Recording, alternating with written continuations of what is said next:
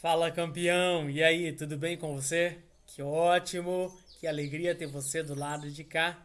Quero te dar as boas-vindas e dizer, graças a Deus que você é um homem de coragem e um homem de compromisso. Somente homens de coragem e de compromisso se dispõem a passar pelo processo qual você está inserido nele. Então vamos lá. Eu quero caminhar com você ao longo desse tempo aqui e eu conto com a sua parceria, com a sua ação e juntos nós vamos aprender. É muito importante ressaltar algo. Aqui não tem alguém superior ao outro. Aqui é um ambiente de aprendizagem, é um ambiente de aprendizagem mútua, é um ambiente de transferência de informação. Nós vamos apenas aqui, como facilitadores dessa jornada, caminhar com você. Lembrando, esse é o nosso primeiro módulo, tá? Então cada módulo ele é quinzenal, tá? Então a cada 15 dias nós temos um encontro presencial. No intervalo desses 15 dias nós temos uma videoaula gravada aqui com vocês para que a gente possa interagir e dinamizar nas atividades que a gente vai desenvolver aqui juntos, tá? Combinado? Alguma dúvida? Para pergunta, tá? Então o tema desse nosso primeiro módulo é reconhecendo a imagem de Deus em nós. O tema do nosso movimento aqui é ativando a essência divina em nós. Me parece que são 9 módulos, então são 9, 2, são 18 semanas. É esse tempo que nós vamos caminhar por aqui, ok? Então, vamos lá então. Hoje eu quero conversar com você sobre homem. Lembre-se de quem você é. É importante ressaltar que em todos os nossos encontros já vou pedir isso para você. Tenha em mãos a sua Bíblia, tá? A Bíblia Sagrada. Tenha um caderno de anotações também, isso vai ser muito importante para você. Então, lá em Gênesis 1:26, o texto diz assim, ó: façamos o homem a nossa imagem. Então, homem, lembre-se de quem você é. Olha para mim aqui por um minuto. Você já se olhou no espelho e sentiu que algo estava fora do lugar?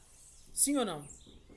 Não a barba, não o corpo, não o trabalho que você faz, não, nada disso. Mas algo mais fundo, talvez um vazio silencioso, ou aquela sensação de que você está sobrevivendo, quando na verdade você nasceu para governar, proteger e construir. E aí, talvez você nunca tenha colocado isso em palavras, mas a voz está lá, gritando dentro de você. Você não é suficiente, você precisa provar o seu valor o tempo todo. Ah, se descobrirem quem você realmente é, vão se decepcionar. Sabe, é algo mais ou menos assim. E essa voz, ela não parece fraqueza. Ela se disfarça de força. Ela até parece que é força. De autocontrole excessivo, às vezes de um silêncio emocional e até mesmo de responsabilidade carregada sozinho. Mas e se essa voz estiver mentindo para você? Já parou para pensar nisso? E se você não for um homem quebrado tentando se ajustar? Pensa nisso, reflita nisso. Mas e se você for um filho de Deus vivendo abaixo da identidade que você recebeu? Talvez o que está acontecendo com você é só isso. Você é filho, mas você está vivendo como escravo. Você é filho, mas está comendo das migalhas, quando era para você estar sentado à mesa com o Pai. Então, Gênesis 1:26 é um manifesto da sua identidade, da identidade de um homem. Façamos o homem à nossa imagem, conforme a nossa semelhança. Isso não é só poesia, não, é muito mais que isso, isso é fundamento. Ser feito à imagem de Deus significa que eu, você, nós carregamos o quê? autoridade. Não é autoritarismo, é autoridade, responsabilidade. Não é um peso destrutivo, é responsabilidade. Nós carregamos também força, e não é violência. Não, não. Nós carregamos também coragem. Por quê? Porque nós somos feitos à imagem e semelhança de Deus. E coragem não é negar a dor. Carregamos também o caráter de Deus. Mesmo quando ninguém está vendo, mesmo quando ninguém está percebendo. Por quê? Porque você não foi criado para fugir. Você foi criado para assumir posição. Então, nada do que você faz, seja erros ou seja acerto, muda quem você é na sua essência.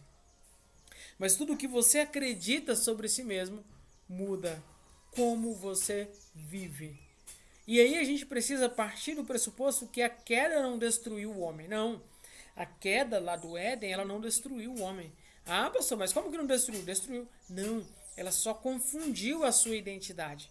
Porque após o pecado, Adão não perdeu músculo, Adão não perdeu capacidade, Adão não perdeu inteligência, não. Ele perdeu a consciência de quem ele era. Talvez na nossa jornada até aqui, nós também perdemos essa consciência ou nunca tivemos essa consciência ativada.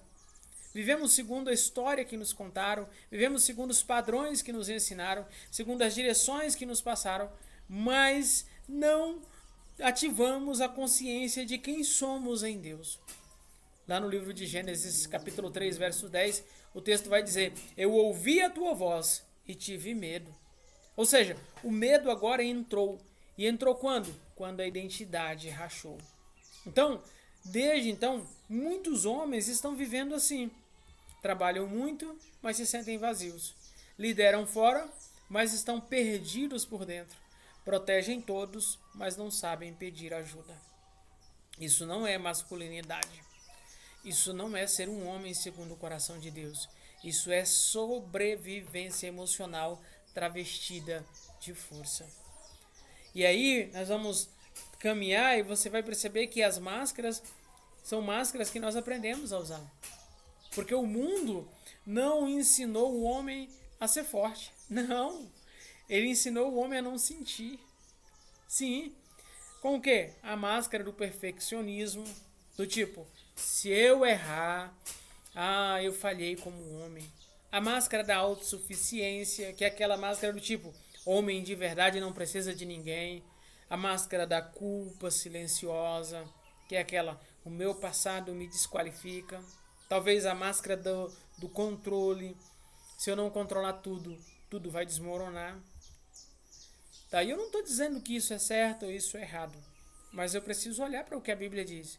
1 Samuel 16:7 diz que o homem vê a aparência, mas o Senhor vê o coração. Davi não era perfeito, mas Davi era inteiro diante de Deus. Então não é sobre perfeição, mas é sobre ser inteiro. Então o que é esse negócio de masculinidade segundo o coração de Deus? Vamos pensar um pouco mais sobre isso? Porque ser um homem segundo o coração de Deus não é nunca cair. Não, tá errado. Se a perspectiva for, eu nunca vou cair, eu não posso cair, não é se eu nunca vou cair, mas é levantar no lugar certo. Olha que interessante. Quando eu olho para a história de Davi, Davi chorou e venceu. José foi traído, mas manteve o caráter. Moisés teve medo, mas liderou milhões. Jesus sentiu angústia, mas Jesus não fugiu do propósito. Josué 9 diz, sede fortes e corajosos. Essa é a palavra que eu tenho para você hoje. Homem, sede forte e corajoso. Coragem bíblica não é ausência de medo, é obediência apesar dele. Tá? Então, o coração do homem define a sua casa, o seu corpo e também o seu futuro. Quando um homem ele se desconecta da sua identidade ou ele perde a sua identidade, o corpo dele adoece em silêncio. A raiva substitui a dor, o cansaço vira normal, o propósito fica confuso. Está lá em Provérbios 4:23. Sobre tudo o que se deve guardar, guarda o quê? Guarda o teu coração. Então Deus não quer apenas um homem produtivo. Não, não, não. Não é só o fazer, é preciso ser. Deus busca um homem alinhado, alinhado com propósito, alinhado com princípios. Porque o espelho da alma, ele é um exercício de verdade. Então, eu quero desafiar você a fazer esse exercício do espelho da alma. Pare por um momento, pare por um instante, coloque a mão no seu peito, sinta o seu coração pulsar. Sinta a frequência do seu coração. E quando você sentir a frequência do seu coração, você vai fechar os seus olhos, por um momento só. E você vai imaginar, com a mão no peito, ouvindo a frequência do seu coração, com os olhos fechados, você vai imaginar. Imaginar o quê? Imaginar Deus olhando para você. Ele está te cobrando ou te chamando? Ele está apontando falhas ou apontando a sua identidade? Ele está te cobrando ou te chamando? Apontando falhas ou te direcionando para a identidade? Isso. Sinta isso por um minuto. Imagina Deus te olhando, te chamando. Isaías 43:1 diz: Eu te chamei pelo nome, tu és meu. Agora pense um pouco. Quem te disse que você não era suficiente? Quem te disse que você não era suficiente? Um pai ausente? Uma rejeição? Fracasso? Humilhação? Abandono? Rejeição? Você ainda vive tentando provar algo para alguém que já não está mais no controle da sua vida? Pois é. Ao longo da nossa caminhada nós vamos dinamizar um pouco mais sobre isso. Para quê? Para que a gente possa romper com as mentiras. Para que a gente possa substituir essas mentiras pela verdade. Então, o que a gente faz? Escreva uma mentira que você acredita sobre si mesmo. E aí nós vamos confrontar com uma verdade. Há uma mentira que é muito comum. Eu não sei se isso já passou pela sua cabeça. Eu sou um fracasso. Eu sou um fracasso. Ou a outra mentira. Eu não sou um bom pai, eu não sou um bom marido. Ou eu já estraguei tudo. Algo mais ou menos assim. Você tem a sua mentira que você acredita. Aqui eu estou citando algumas aqui para que a gente possa confrontar com a verdade. Então, coloca essas 3 mentiras aqui, ó. Sou um fracasso, embaixo. Não sou um bom pai ou um bom marido. Embaixo eu já estraguei tudo. Vamos trazer a verdade para essas mentiras? 2 Coríntios 5,17. Escreve aí, na frente. Escreve aí, na frente do sou um fracasso. Se alguém está em Cristo, nova criatura é. 2 Coríntios 5,17. Se alguém está em Cristo, nova criatura é. Então, a mentira, sou um fracasso. A verdade, se eu estou em Cristo, eu sou uma nova criatura. Então, já não sou mais o que eu fiz. Eu sou aquilo que Cristo disse que eu sou. Mas eu não sou um bom pai, um bom marido. Encontre uma verdade. Talvez sua verdade não seja essa. Escolhido antes da fundação do mundo. Efésios 1:4. Você foi escolhido antes da fundação do mundo. Para ser um bom pai, para ser um bom marido, para ser um bom filho, para ser um bom cidadão, para ser um bom cristão. Mas eu já estraguei tudo. Bem-aventurado o homem a quem o Senhor não imputa culpa. Romanos 4:8. Então, as pessoas que conhecem a sua identidade, ou quem conhece a sua identidade, não vive na defensiva. Tá? Por quê? Porque ele vive com um propósito. E é sobre isso que eu quero desafiar você. Cristo não veio te diminuir. Cristo veio te restaurar. Cristo veio te completar. Jesus não anulou a masculinidade. Ele redimiu essa masculinidade. Quando eu sou fraco, então é que sou forte. Está lá em 2 Coríntios 12:10. Então, Força. Força para quê? A força bíblica é para quê? Para assumir responsabilidade, para tratar feridas, para alinhar caráter, para liderar com verdade. Para isso é força. Então o chamado aos homens é: você não precisa provar nada. Você precisa lembrar quem você é. Reconhecer a imagem de Deus em você é o início da cura emocional, de uma liderança saudável, de uma autoridade espiritual, de uma vida íntegra. E a terapia CIS, ela foi criada para homens que querem destravar por dentro, alinhar identidade, caráter, propósito à luz da palavra de Deus, sendo direcionado pelo Espírito Santo. Aqui não se trata apenas de comportamento, não. Trata-se de identidade restaurada. Faz sentido isso para você? Sim ou não? Então, esse é o nosso primeiro tema que nós vamos estar trabalhando aqui, né?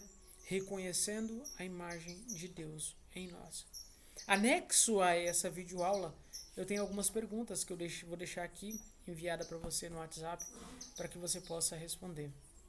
E aí nós vamos ter o nosso encontro presencial em grupo e depois eu posso trazer alguns encontros individuais. Não é regra, mas eu posso dinamizar. Ok? Mais alguma dúvida? Quer saber mais sobre ativando a essência divina em nós? Então nós nos encontramos na nossa próxima videoaula.